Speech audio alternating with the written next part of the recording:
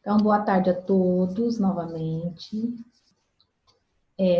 Nós vamos agora iniciar a nossa aula de História. Deixa eu só fixar o meu vídeo aqui.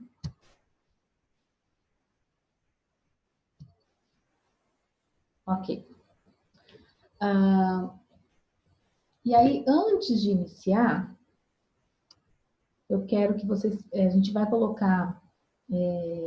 vou colocar um vídeo para vocês assistirem, que vai ser um resumo, mas do que a gente vai falar nesse capítulo sobre a chegada dos portugueses, né, da família portuguesa ao Brasil, o Brasil do século XIX. A gente vai introduzir esse capítulo 5, né? Nós terminamos de falar sobre o ciclo do ouro, né? E agora nós vamos falar sobre o Brasil do século XIX, que iniciou, então, ali um novo tempo para o Brasil, né? Um novo período em que o Brasil, em que os portugueses que antes administravam o país lá de Portugal, né? Dessa vez eles não vieram lucrar, eles vieram se esconder, né? Então nós vamos ver que eles vieram também fugindo, né? De uma guerra, de um problema que eles teriam se eles permanecessem em Portugal. Então eles vieram para o Brasil. E aí esse vídeo que eu vou colocar para vocês vai ilustrar bem essa parte da história do Brasil, tá? Deixa eu só colocar aqui.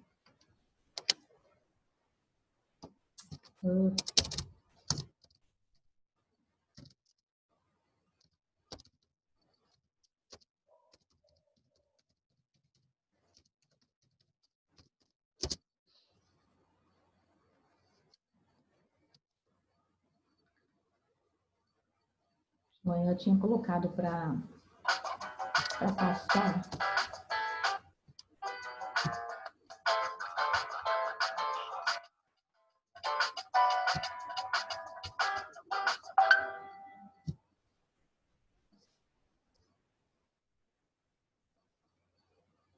Vou compartilhar com vocês a tela, então.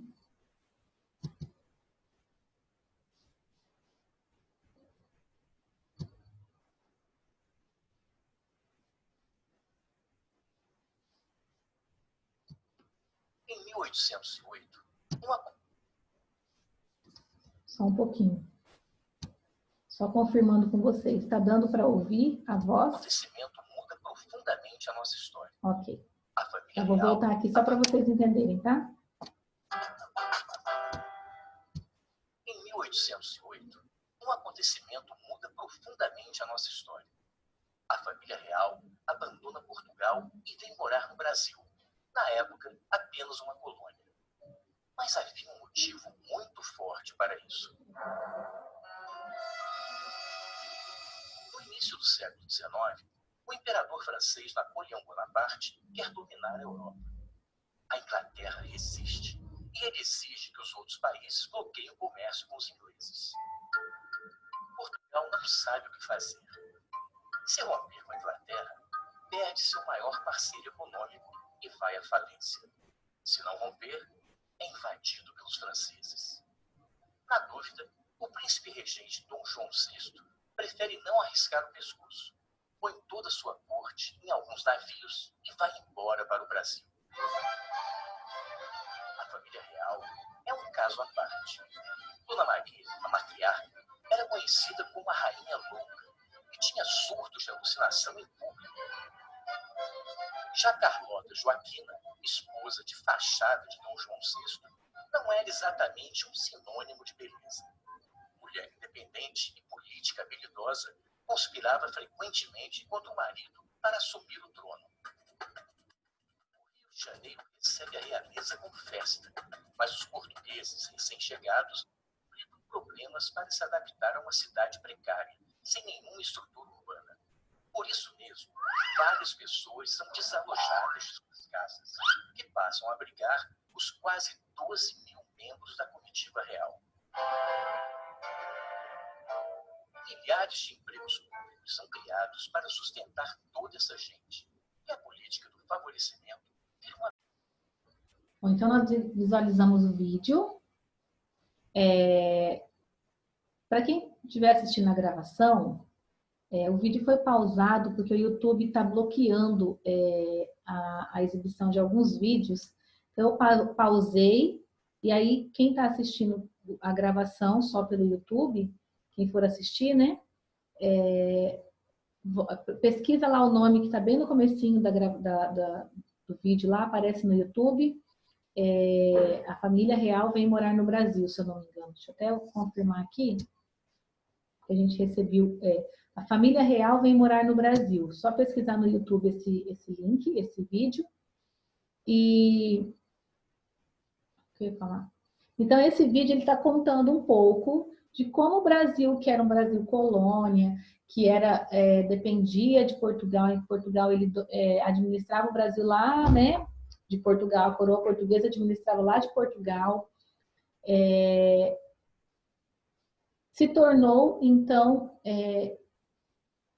essa monarquia, né? Então, a corte veio para o Brasil, e aí, a partir daquela época, né? Algumas coisas aconteceram, houveram melhorias, né? E aí eu quero que vocês peguem, então, a apostila lá na página 264, para a gente acompanhar a leitura aqui da apostila. Na verdade, o vídeo foi bem explicativo, assim, gente. Tudo que está aqui na apostila, o vídeo explicou, né? Então, acho que não tem necessidade de estar lendo novamente durante a aula. Se vocês quiserem ler depois. Então, está falando que essa história do Brasil do século XIX foi influenciado pelos fatos que ocorreram na Europa. Então, estava tendo, né, a guerra entre Portugal, a França e a Inglaterra, né? Estavam em guerra. A França queria dominar toda a Europa e Portugal, como ele tinha negócios com a Inglaterra, ele ficou e também corria o risco de ser invadido pelos franceses, né? Ele, então, com receio de ceder para um e aí sofrer as consequências econômicas, no caso, se ele cedesse para a França, né? Se juntasse à França, e se juntasse à Inglaterra, corria o risco de ser invadido, então, pelos franceses. E aí, para fugir, né, dessa decisão, que de qualquer forma afetaria de forma negativa o país, né, de Portugal, eles resolveram, então, juntar toda a família e vir para o Brasil, né? Transferiu, então, a sede do governo de Portugal para o Brasil.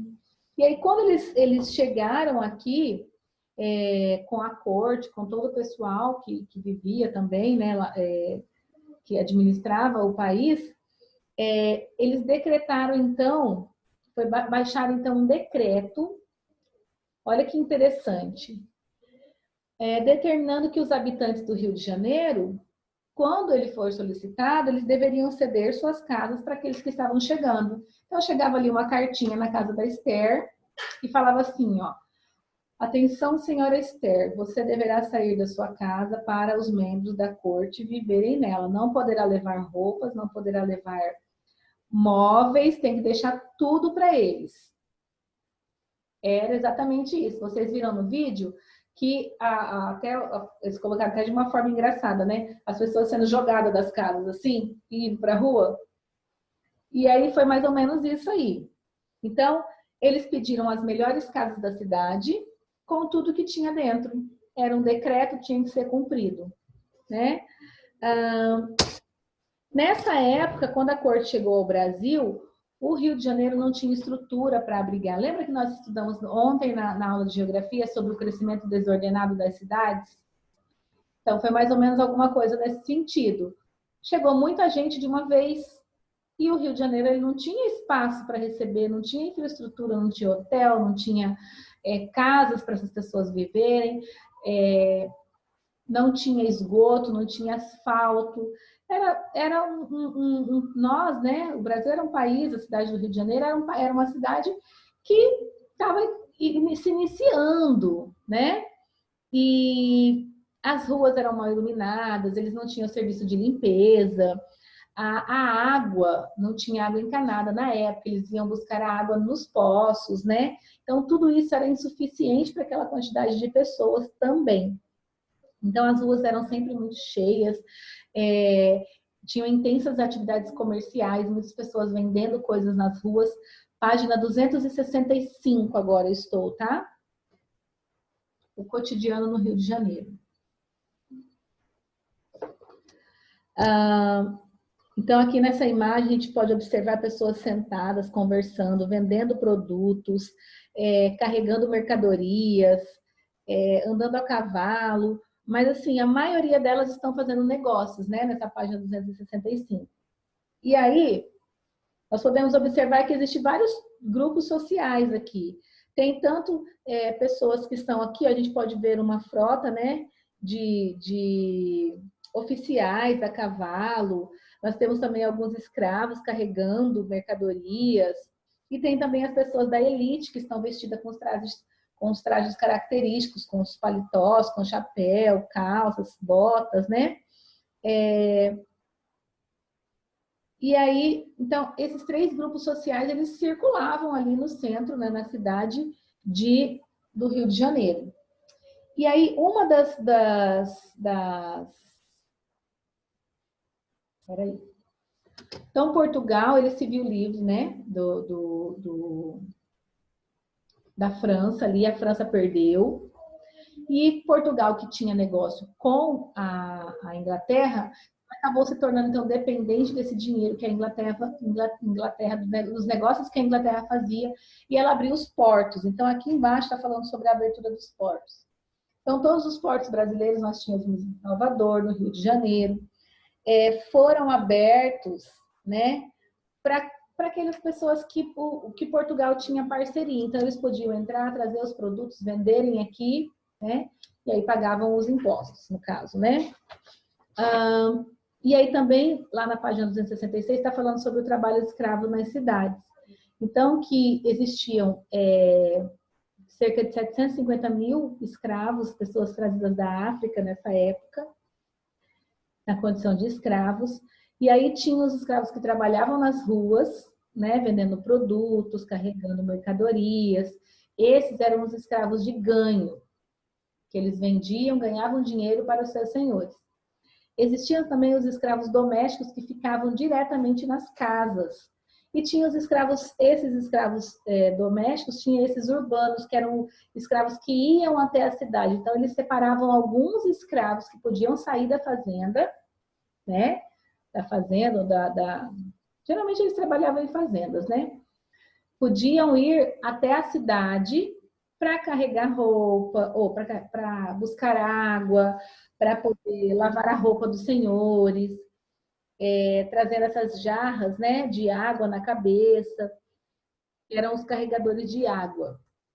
E aí, lá na página 267, nós temos 2 pequenos textos que estão falando sobre as características desses escravos. Então, quero que a Ellen leia para mim o texto A da página 267.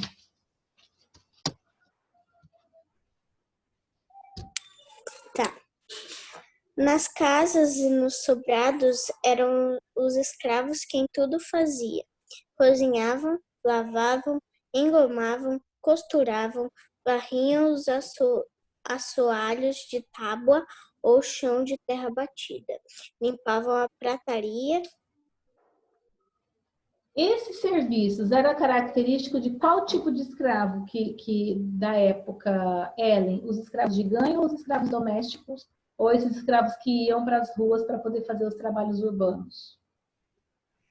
Os escravos domésticos.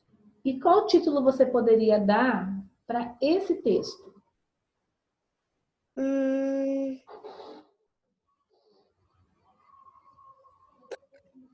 O que os escravos domésticos fazem?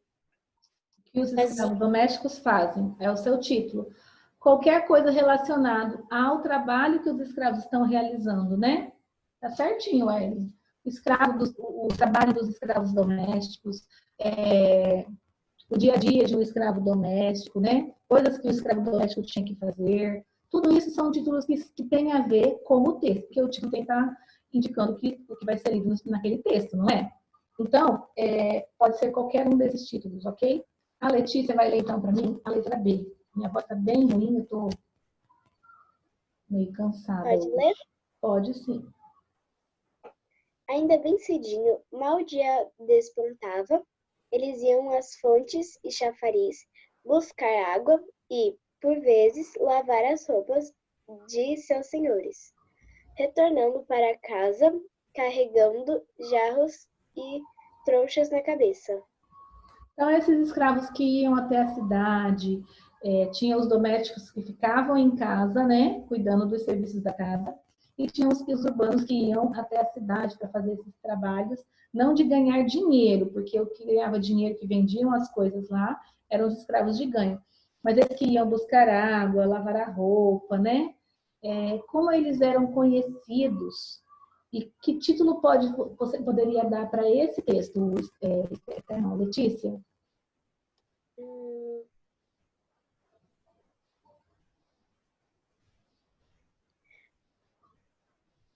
Esse daqui, deixa eu ver. Aqui está falando dos escravos urbanos. Ok. Os trabalhos dos escravos urbanos. Os trabalhos realizados por um escravo urbano, né? Pode ser. A Giovana está perguntando assim, eles não fugiam? Então, esses que saíam eram escravos de confiança, que eles sabiam que poderiam deixar eles saírem, que eles voltariam. Ou então eles tinham formas de prender, por exemplo. O homem ele não fugiria sabendo que o filho e a esposa ficaram, que se ele fugisse, os senhores poderiam maltratar o filho e a esposa, não é? Então, por esse motivo, às vezes não fugiam. Se tinha alguém que poderia sofrer as consequências por causa da fuga deles, ou então eram escravos que já estavam acostumados àquela situação, né? E podiam ir, podiam voltar, que eles não tinham os senhores confiavam e sabiam que ele voltaria, né? Eram escravos de confiança. Na questão de número 2, nós temos então uma imagem, uma gravura de Rugendas, né? Nós já falamos sobre Rugendas, que ele foi um dos pintores que retratou o cotidiano, o dia a dia, desde a época dos escravos, lá do ciclo da mineração, do ciclo do ouro, né, no Brasil. E aqui nós temos mais uma gravura de Rugendas, de 1821, que está mostrando os carregadores de água. O que são esses carregadores de água? As pessoas que iam com seus jarros, né, buscar água para levar para a fazenda. Ou, na verdade, esse aqui, gente, não era nem os que levavam para as fazendas, porque nas fazendas eles tinham os poços, né? Eram pessoas que viviam na cidade e aí tinham que pegar a água no chafariz da cidade ou Ai, meu Deus. Deixa eu lembrar aqui o nome. Nas fontes públicas, né?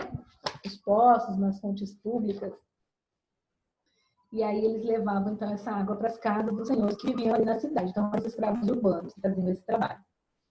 E na questão de número 2, você pode ler a para mim, Giovana?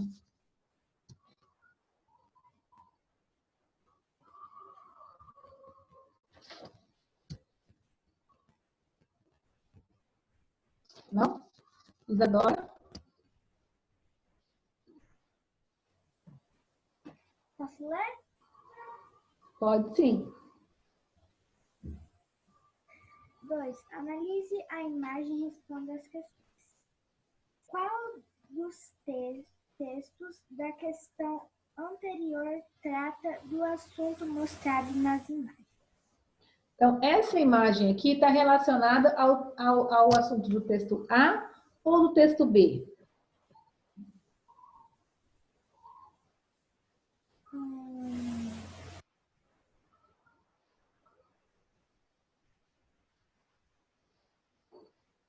Eu acho que é a letra A.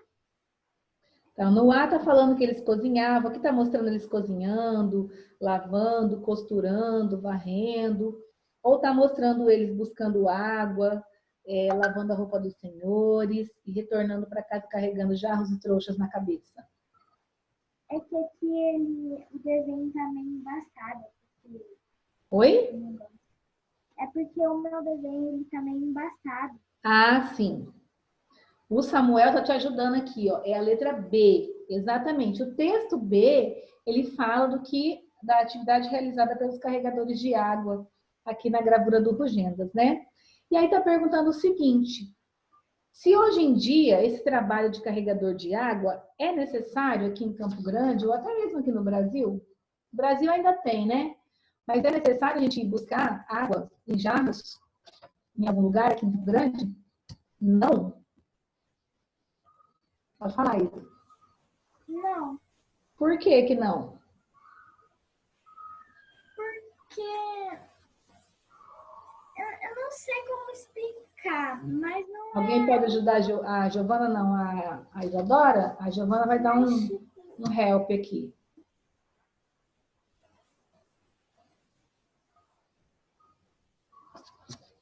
Não tá indo, Gi?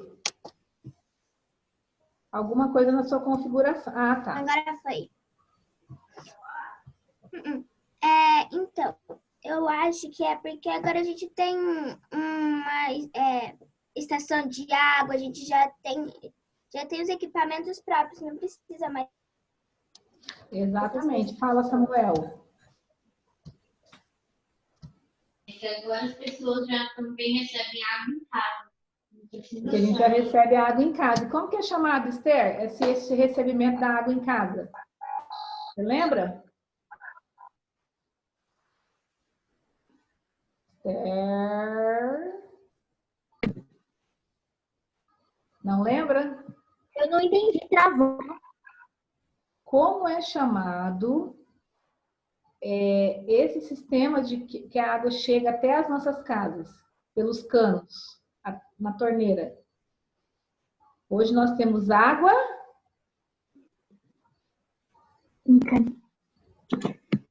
Oi? Eu não sei se é isso. Pode falar. Eu não sei se é o que eu vou falar. Então fala, que a gente vai saber se é ou não. A gente tem água limpa.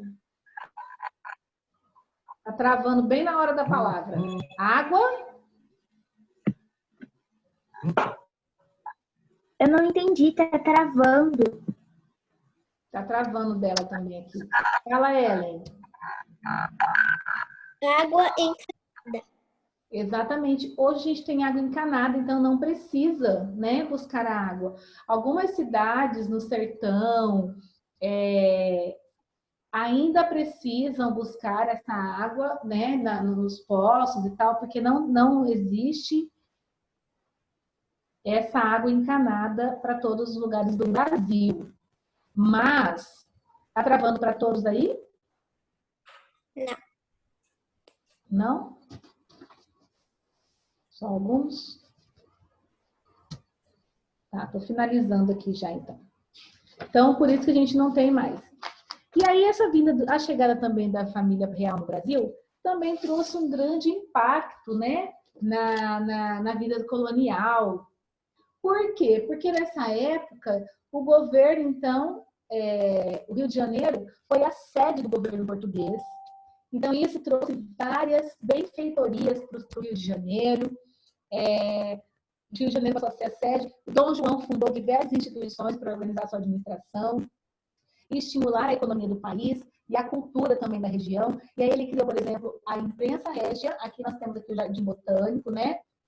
Que foi fundado em 1808 com o nome de Real Horto. Hoje ele é conhecido como Jardim Botânico do Rio de Janeiro. Aqui embaixo nós temos a Biblioteca Real, né? E parte de toda a biblioteca do rei de Portugal veio para o Brasil, foi colocado, então, esses livros foram trazidos, foram colocados nessa Biblioteca Real. Hoje ela se chama Biblioteca Nacional, né? Ela abriga documentos e obras raras do Rio de Janeiro, que são importantes para a história do Brasil. E aqui está, então, a foto da fachada desse prédio. E também, Dom João, para desenvolver a cultura, né, a questão do campo de artes, ele trouxe também para o Brasil, ele fundou no Brasil a Escola Real de Ciências, Artes e Ofício. Melhorou aí, Gi? Depois que saiu e voltou? Sim? Ok. E aí ele criou, então, fundou então, a Escola Real, né? Eu estou fazendo isso aqui. De Ciências, Artes e Ofícios, e aí chamou diversos artistas de artistas, escultores, arquitetos foram chamados então para vir ao Brasil para trabalhar nessa instituição e foi chamada então de missão francesa esses cursos dados, né, esse trabalho realizado pelos artistas. Um dos principais pioneiros, Rugenda, já estava aqui, né, também trabalhou nessa instituição, mas um outro artista famoso, um pintor famoso que veio ao Brasil nessa época foi Jean Baptiste Debré, né? As suas obras também, assim como o Rugenda, também destacam, né, o dia a dia da população e são usadas como fonte histórica, porque conta um pouco da história do Brasil nessa época. Aqui nós temos essa imagem, alguns escravos, né, tentando fazer uma brincadeira na época de carnaval chamada entrudo, né? Acho que entrudo é uma versão enxerida. Certo? Era alguém que ficava com gracinha, com brincadeiras sem graça, provavelmente, né? Tá bem com uma cara de brincadeiras desagradáveis mesmo, que incomodam os outros, de perturbação mesmo, né? E teve também representado o trabalho de diversos grupos da sociedade. Então, aqui embaixo nós temos a obra Loja de Barbeiros, então mostra, né, tanto os escravos como as outras pessoas, diversos grupos da sociedade brasileira, né, do século XIX, nessa obra. E aí, aqui atrás, na página seguinte, nós temos, então, eu até tinha que passar um negocinho aqui, esqueci. Nós temos, então, três instituições que foram criadas por João Pedro e era para ligar suas instituições. Então, eu tenho lá o Banco do Brasil, a Biblioteca Real e o Real Horto. Qual dessas instituições que recebeu acervo com livros e documentos importantes? Deixa eu ver aqui, quem não participou? Jéssica. Jéssica me responde.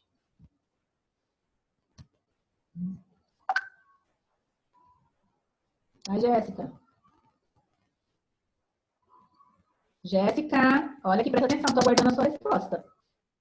Vamos prestar atenção na aula, sem conversa. Página 270.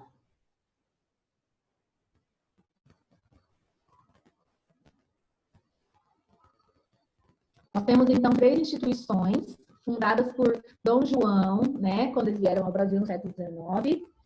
E qual delas que recebeu um acervo com livros e documentos importantes? Onde são guardados livros e documentos importantes? Será que foi no Banco do Brasil, na Biblioteca Real ou no Real Horto, que é hoje o Jardim Botânico do Rio de Janeiro? Quais essas 3 opções?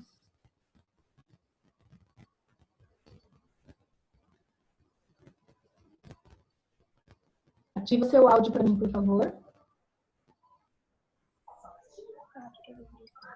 Qual dessas 3 instituições? A Biblioteca Real? Isso, a Biblioteca Real, que foi que recebeu então o acervo, né? Eles trouxeram de Portugal alguns documentos, alguns livros e colocaram então na Biblioteca Real, que hoje é conhecida como Biblioteca Nacional. Já o Centro de Pesquisa e Estudo sobre diversas espécies vegetais, Samuel, como que é conhecido, como foi chamado? É o Real Horto. Exatamente, o Real Horto, que hoje é o Jardim Botânico do Rio de Janeiro, né? E por último, então, Emanuel, o primeiro banco fundado pelo governo brasileiro, que é o...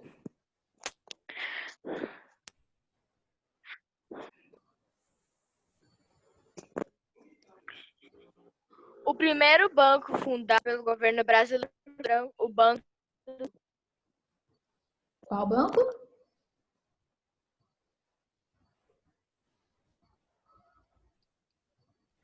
Qual que é o nome do banco? O primeiro banco do governo brasileiro, Banco do Brasil. Banco do Brasil, exatamente. Existe até hoje, né? Então, nós temos desde a época da chegada de Dom João aqui no Brasil, nós temos, então, o Banco do Brasil. Hoje está muito ruim. Tá, né? Tá ruim aí para todo mundo? Não? Alguns não, alguns sim. Tá ruim, Ana Sofia? Tá ruim? É que depende muito da internet dos dois, né? Para um tá legal, para outro tá ruim. E aí vocês vão fazer, então, uma pesquisa de outra obra de Debré, só digitar lá Debré na internet, e vocês vão fazer uma releitura, vocês vão redesenhar a obra aqui, vão pintar, deixar colorido bem bonito, e na próxima aula a gente compartilha, ok? Nós temos 1 minutinho e meio, se vocês quiserem sair para ir fazer essa atividade aqui, pode sair, pesquisa, já desenha, e aí até daqui a pouco para a aula de matemática. Bye!